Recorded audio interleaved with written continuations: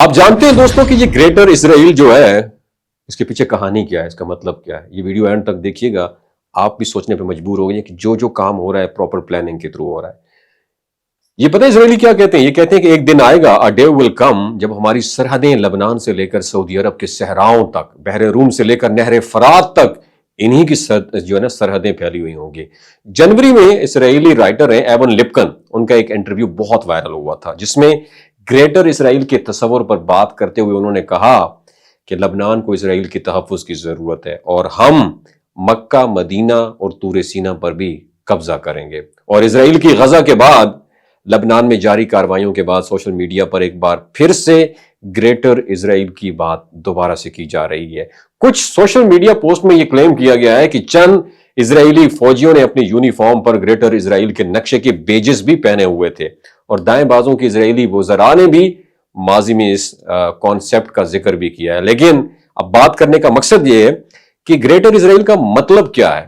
یاد رکھیے زونزم کے بانی تھے تھیوڈور ہرزل، ان کے مطابق پرومس لینڈ یعنی وہ زمین جس کا وعدہ کیا گیا تھا، کن کے ساتھ؟ انہی کے ساتھ، کہ دریائے نیل سے لے کر جو دریائے فرات تک پھیلی ہوئی ہے نا، اسی کو پرومس لینڈ کہتے ہیں۔ اس میں فلسطین بھی آتا ہے، لبنان بھی آتا ہے، اردن بھی آتا ہے، عراق بھی آتا ہے، ایران بھی آتا ہے، اور شام بھی آتا ہے، اور سعودی عرب بھی آتا ہے۔ اس کے پرومس لینڈ کے یہ سارے علاقے یہ کہتے ہیں کہ یہ گریٹر اسرائیل کے اندر شامل تھے، اور اسرائیل میں بہت سارے یہودی اسے لینڈ آف اسرائیل کے نام سے بھی جانتے ہیں۔ مگر کیا یہ صرف ایک نظریاتی کانسیپٹ ہے یا اسرائیل اس پر پریکٹیکل طور پہ انیشیٹو بھی لے گا؟ حالیہ برسوں میں ہم نے یہ دیکھا کہ اسرائیل نے لبنان، شام اور ایران میں کارروائیاں کی، اور مغربی کنارے میں اسرائیلی بستیاں مزید بڑھتی جا رہی ہیں۔ اور 2023 کی بات کی جائے تو اسرائیلی وزیر جو ہے نا، ایک اسرائیلی وزیر تھے، انہوں نے کیا کیا کہ گریٹر اسرائیل کا نقشہ پریزنٹ کر دیا، جس میں اردن بھی شامل تھا، اور اردن نے کیا کیا، اس کو امن معاہدے کی خلاف ورزی قرار دے دیا ہے۔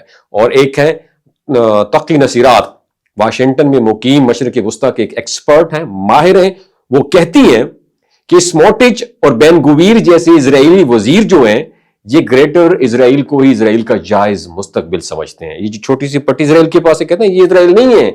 یہ جو ممالک میں نے آپ کو گنوایا نا، سعودی عرب، عراق، ایران، شام، لبنان، اردن، شام، یہ سارے ہمارے اسرائیل کا یہ گریٹر اسرائیل ہے۔ یاد رکھیے گا دوستو، یہ ابھی کہاں تک اپنے آپ کو پھیلا رہے ہیں، اور نیتن یاہو کی حکومت نے غیر قانونی آبادکاریوں کو جو ہے نا ویپن سے لیس کر کے اس حقیقت میں آہستہ آہستہ بدلنا شروع کر دیا ہے۔ جولانی جو ہے نا، یہ اسی کی ایک کڑی ہے، ذرا سمجھنے کی کوشش کریں۔ اور یہ آبادکار فلسطینیوں کو بے دخل کر کے مغربی کنارے میں نئی بستیاں بھی قائم کر رہے ہیں، اور حماس کے حملوں کے بعد مزید یہ لوگ طاقتور بھی ہو چکے ہیں۔ تاہم برطانیہ کی ایک برمنگم یونیورسٹی میں مشرق وسطیٰ کے امور کے ماہر عمر کریم، وہ گریٹر اسرائیل کو محض ایک افسانوی تصور مانتے ہیں۔ ان کا کہنا ہے ہر قوم میں انتہا پسند ایسے ہی خواب دیکھتے ہیں، تاہم پریکٹیکل طور پہ گریٹر اسرائیل کا قیام پاسبل نہیں ہے، کیونکہ اسرائیل کے اردن، عرب امارات اور سعودی عرب جیسے ممالک سے سفارتی تعلقات بہت اچھے ہیں۔ تقی نصیرات کا کہنا یہ کہ اب تک امریکہ اور دیگر مغربی ممالک نے اسرائیل کارروائیوں پر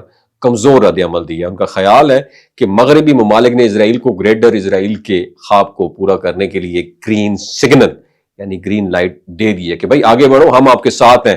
تاہم عمر کریم کا کہنا ہے کہ گریٹر اسرائیل کا قیام مغرب اور وہاں کے عوام کو قابل قبول بالکل بھی نہیں ہوگا، کیونکہ اسرائیل کے پاس ایسی ایکسپینشن کے لیے فوجی صلاحیت بالکل بھی موجود نہیں ہے، اور مغرب کی مدد کے بغیر یہ ممکن بالکل بھی نہیں ہے۔ اور عمر کریم کا یہ بھی ماننا ہے کہ گریٹر اسرائیل محض ایک خام خیالی، ایک فینٹیسی ہے جو شدت پسند گروہوں کے لیے سیاسی لائف لائن کا کام کرتی ہے، اور ہر دور میں یہ سیاسی مخالفین جو ہے اسے لائف لائن کے طور پر استعمال کرتے ہیں، لہٰذا ایک فینٹیسی ہے۔ گریٹر اسرائیل کے بارے میں دوستو آپ کیا کہتے ہیں؟ نیچے کامنٹ سیکشن میں اپنا ایکسپیرینس بھی ضرور شیئر کیجئے۔ اپنا اور اپنے ساتھ جڑے رشتوں کا خیال رکھیے۔ اللہ حافظ۔